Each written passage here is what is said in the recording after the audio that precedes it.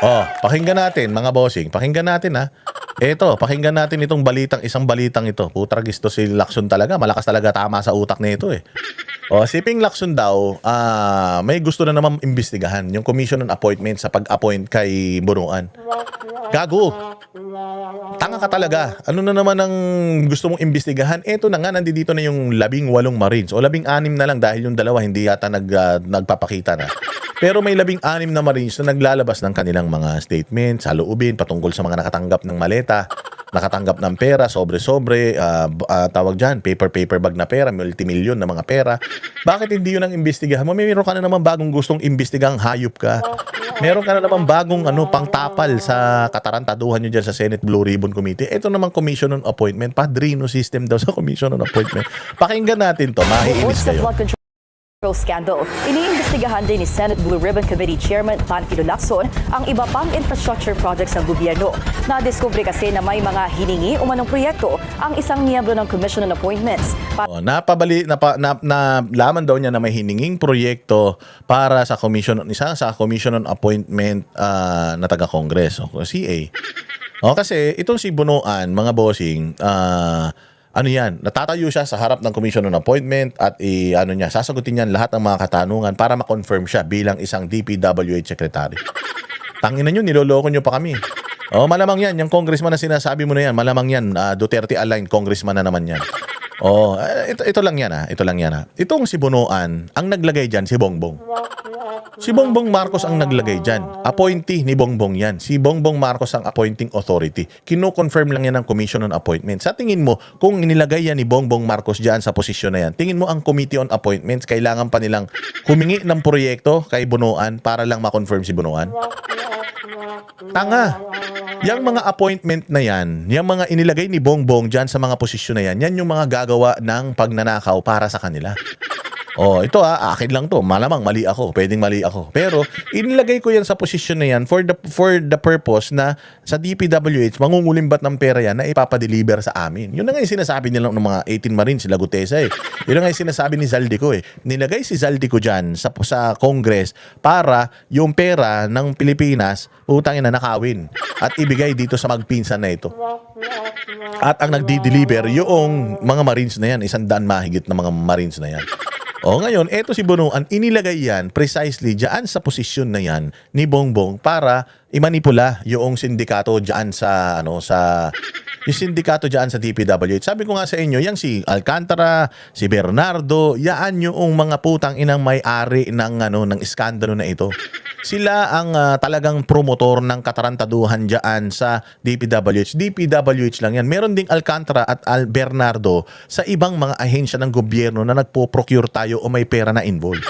Pero dito sa DPWH dito, tatlo ang satanas dito. Yan si Bunuan, yan si Alcantara at saka si Bernardo. Pero si Alcantara at Bernardo, ibang mga administrasyon pa, tarantado na yan, dalawa na yan.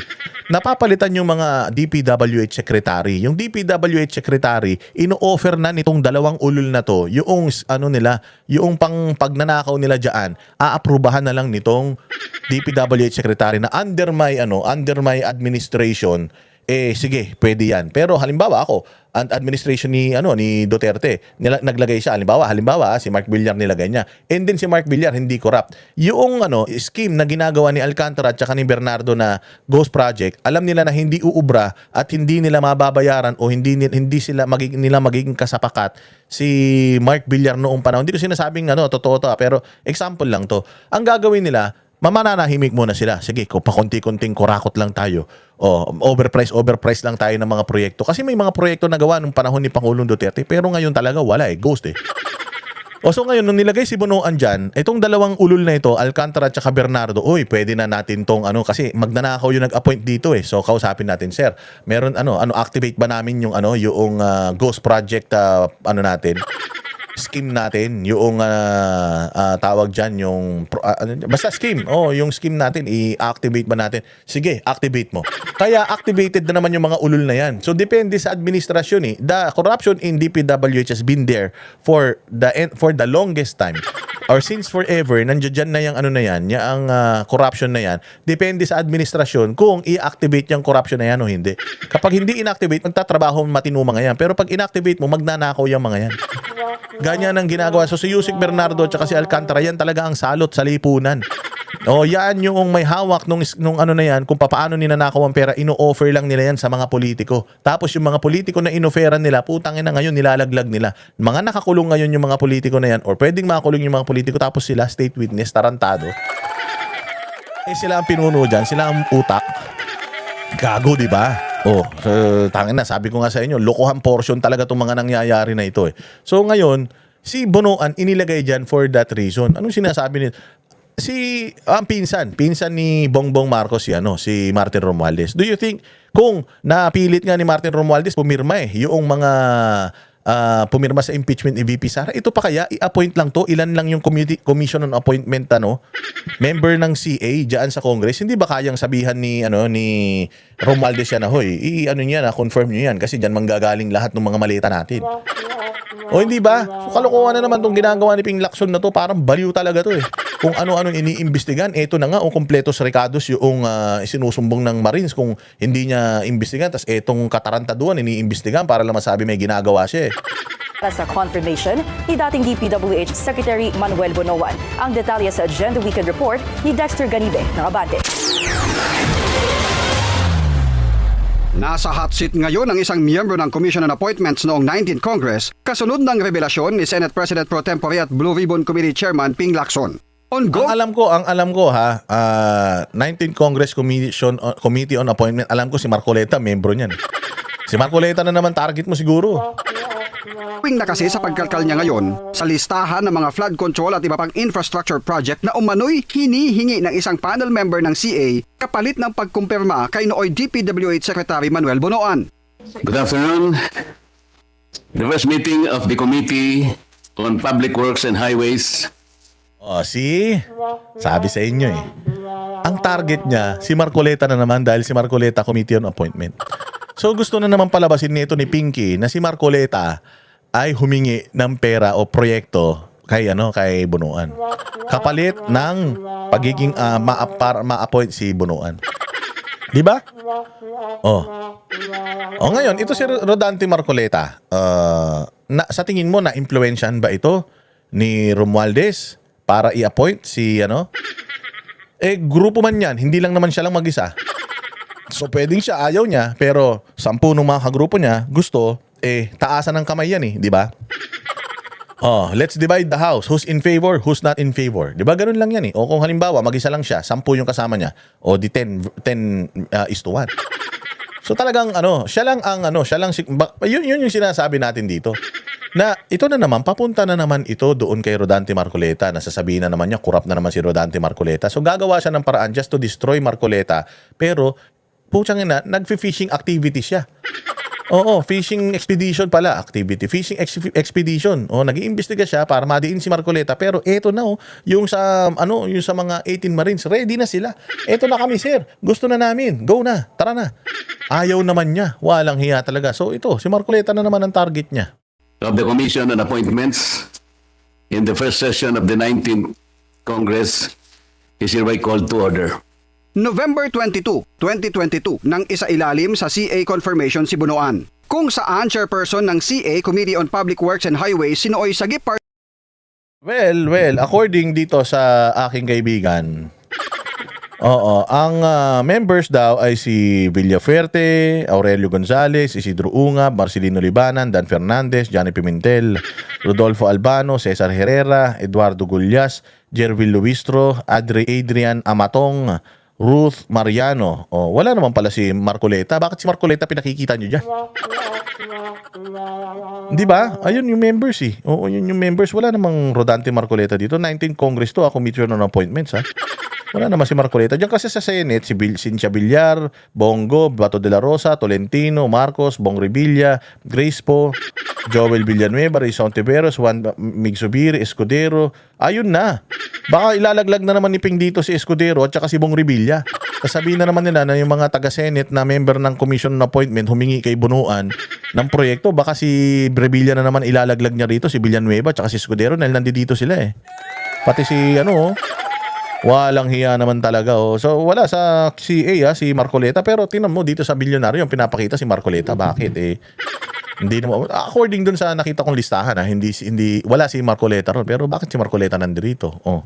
Marcoleta na naman. Party List Representative Rodante Marcoleta. Ang mga miyembro noon mula sa House of Representatives ay sina Bacolod Representative Greg Gasataya, Iloilo 4th District Representative Perjedel Biron. Wala yung mga yan. Iba yung iba yung tinitingnan ko ganun. House of Representative members some of the House members included. Wala yung mga sinasabi na yan but anyways, paniwalaan natin to. Balita ito So si Marcoleta pala talaga. Wala doon sa listahan ko kasi tiningnan ko lang kay sa Google. Sino yung Committee on Appointment 19th Congress? 19th Congressman yun. 3 years man lang yung 19th Congress. Wala si doon, wala si Marcoleta, wala din yung mga sinasabi mga pangalan na yan. Pero diyan sa report ng bilyonaryo meron. Ewan ko, sino pa talagang nagsasabing totoo? Congressman Albert Garcia, Oka Malapitan, Lani Mercado Revilla, Jordin Jesus Romualdo at Manuel Sagarbarria.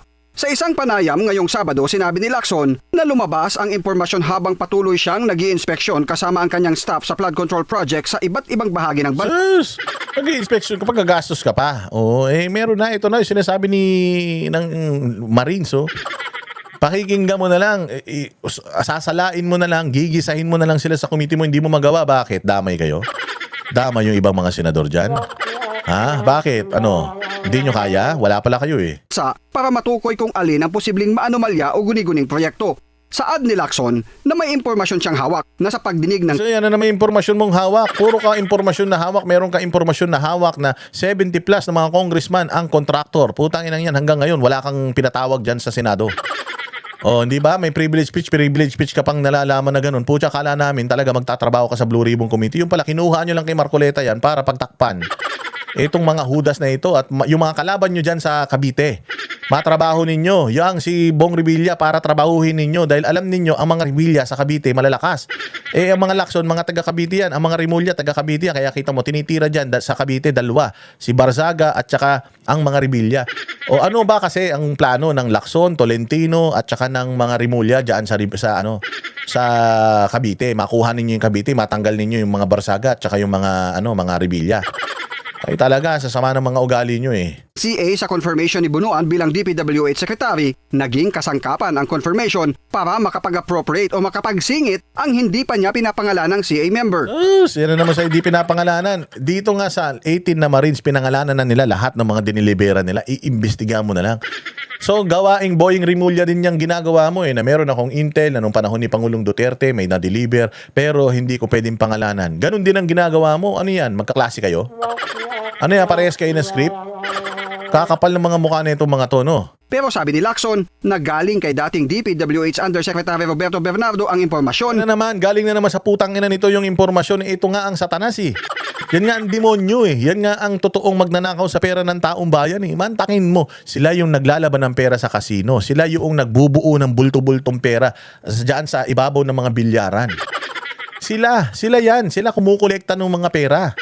Tapos ngayon, putsang ina, pinakikinggan natin yung mga kriminal. Yung mga magnanakaw, sila pa ngayon yung nagsusumbong ng mga tao, samantalang sila talaga yung mga pinuno ng pagnanakaw na yan. Ako ba, halimbawa ako senador, sasabihan ko ba sa'yo kung paano ka magnanakaw, ganito gawin mo. Hindi yun. Ito, matagal na siyang nasa DPWH. Alam na nila kung paano gumagana, nahanapan na nila ng lahat ng butas ang sistema at proseso dyan. So meron sila ngayon scheme.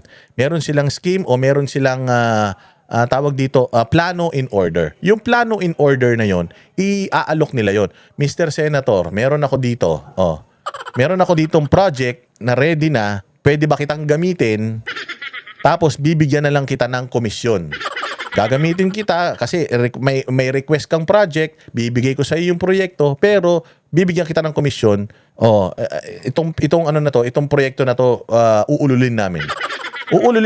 Ghost project to. Kami rin naman ang mag-a-approve, kami rin naman ang pipirma, kami rin naman ang magbibigay ng kung kaninong mapupunta ito na contractor. So gagamitin lang namin yung pangalan mo dahil meron kang request, gagamitin lang namin yung request mo. Okay sa'yo? So ngayon, ako naman, senador, medyo ano ba yan? Malinis ba yan? Sige. Pwede nga, niloko nila yung senador Sinabi nila senador na, sir, okay itong project na to. Tuloy ito. O, sa'yo ko ibibigay. O, tuloy yan. Hindi naman alam nung kung ako senador, di ko alam na hindi na ghost project yan. Basta ang alam ko, meron akong request at serbisyo yung ibibigay ko sa mga constituents ko. 'Di ba? So itong scheme na to diyan sa DPWH, itong mga to ang arkitekto, sila talaga ang gumawa o sila talaga ang merong alam kung paano gagana itong katarantaduhan. Inaalok lang nila yan. Inalok nila sa DPWH, inalok nila sa head, inalok nila sa speaker, baka inalok din nila sa presidente o kung kanino man. No. Tapos i-activate lang sila, o sige, go yan. Hindi kayo mababasyo. O kaya gagawin nila, nagkabistuhan, putyang inang yan, bumagyo, bumaha. Kasi kung hindi naman bumagyo at bumaha, hindi naman namatay yung maraming tao, hindi naman lalabas tong issue na to eh. And again, this is just the tip of the iceberg. Marami pang mga corruption sa Pilipinas na dapat na binabantayan natin, pabantayan natin. Dahil yung 805 billion na dinideliver netong mga militar na to, hindi yan dyan lang sa flood control. Nagkaroon lang sila ng idea na baka sa flood control kasi ito na lumalabas na Malaman-laman namin, putya yung pera pala na inaano ni Zaldico, akala namin galing sa negosyo niya, walang hiya, siya palang appropriations. Pera pala ng Pilipinas yan, pera pala namin, ang bigat ang binubuhat namin, binabala sa mga congressman, sa mga senador, tapos walang hiya, wala kami nakukuha, binigyan kami ni Bonoan, 3,000 lang. Pera namin yan, tax namin yan. Etong mga to, ang mga may kasalanan talaga yan, yung Bernardo, yung Alcantara, kaya nga yan ginawang state witness dahil lahat ng mga dinideliveran nila ng pera, lahat ng mga idinamay nila sa kanilang sindikato, dinamay lang yun yung mga inilalaglag nila para marami ang maipakulong. Marami ang makasuhan, kunyari marami ang nakulong. Pero sa totoo lang, enough na makulong na lang ito tsaka yung Alcantara tsaka yung mga kasapakat nila dyan sa sa matataas na posisyon, yan lang ang mga most guilty. Yung mga dinadamay nila ngayon, wala yan. Barya lang yan. Barya lang. Dinamay lang nila yan dahil ginamit nila yung mga allocations ng mga senador, congressman na yan para sa kanilang, para lang meron silang pambangga doon sa kanilang sindikato, mga ginagawa ng sindikato nila. May pambangga lang sila, request ni ganito, request ni ganyan. Oo, pero sa totoo lang, mga nadamay lang yung mga yun. Walang kinalaman yung mga yun. Itong mga ito may mga kinalaman dito. Kung sino yung unang makukulong, yun yung walang kinalaman. Yung mga nasa laya, yan yung may kinalaman.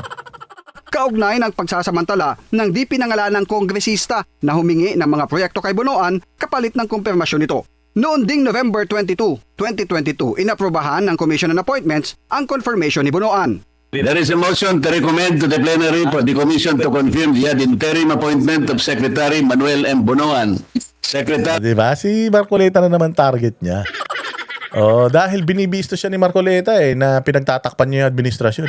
Si Marcoleta na naman target niya. Of Department of Public Works and Highways.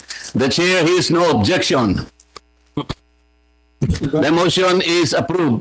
Congratulations, Mr. Secretary. Tuloy, ani Lacson, ang pagsusuri ng kanyang team sa mga flood control project kabilang ang sa Metro Manila at ang... Yes. Tuloy ang pagsusuri. Tuloy ka mo, ang pagtatakip mo. Sa mga amo mo.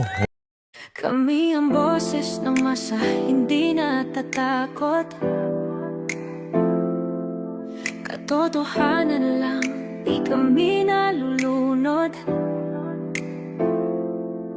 Walang bahid ng sismis, lahat ay totoo. Kahit sino ka pa, pag mali ka babanatan ka. Walang pinipili kulay, wala kaming kinikilingan. Basta para sa bayan, kami lalaban.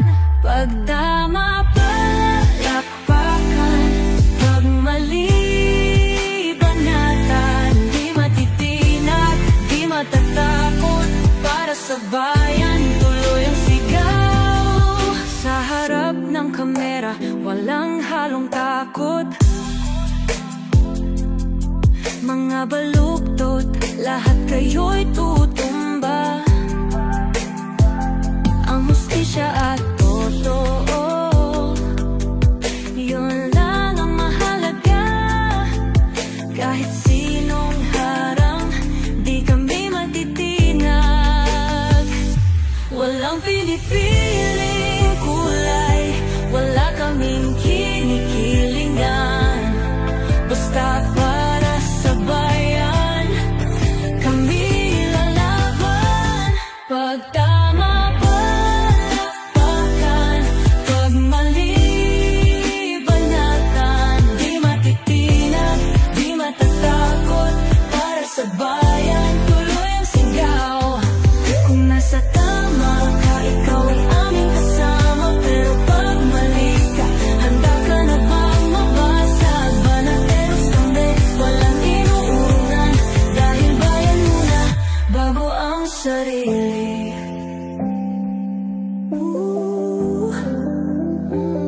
Bago ang sarili.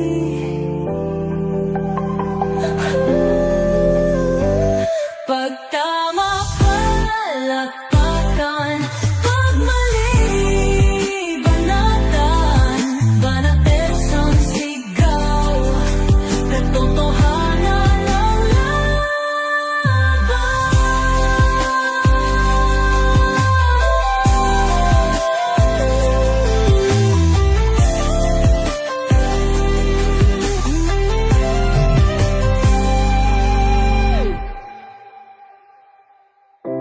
sa harap ng